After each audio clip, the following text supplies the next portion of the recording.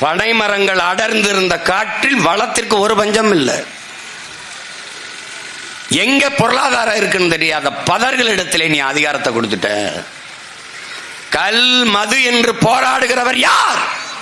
சாராய ஆலை முதலாளிகளின் கைக்கூலிகள்,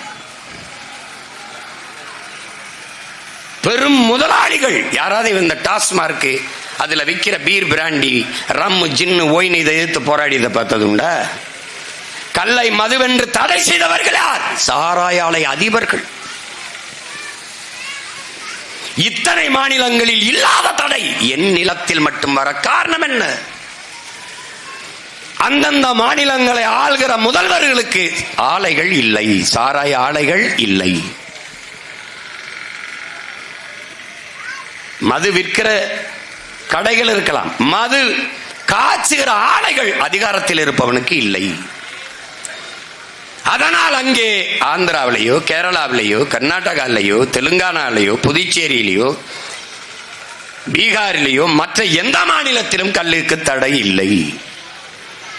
தமிழகத்தில் மட்டும் கல் தடையானது, மதுவானதற்கு காரணம் ஆளுகிற முதலாளிகள், மக்களின் தலைவர்கள் அல்ல, சாராய ஆலையின் அதிபர்கள்.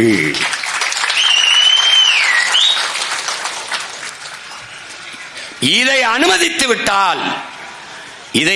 விட்டால் 1 லிட்டர் 2 லிட்டர் குடிச்சிட்டு போயிடுவான். டாஸ்மார்க் வியாபாரம் படுத்துக்கிறோம், வீழ்ந்து விடும். அதனால என்ன நட்டம்?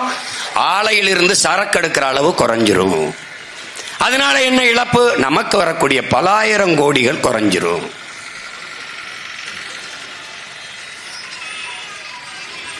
இது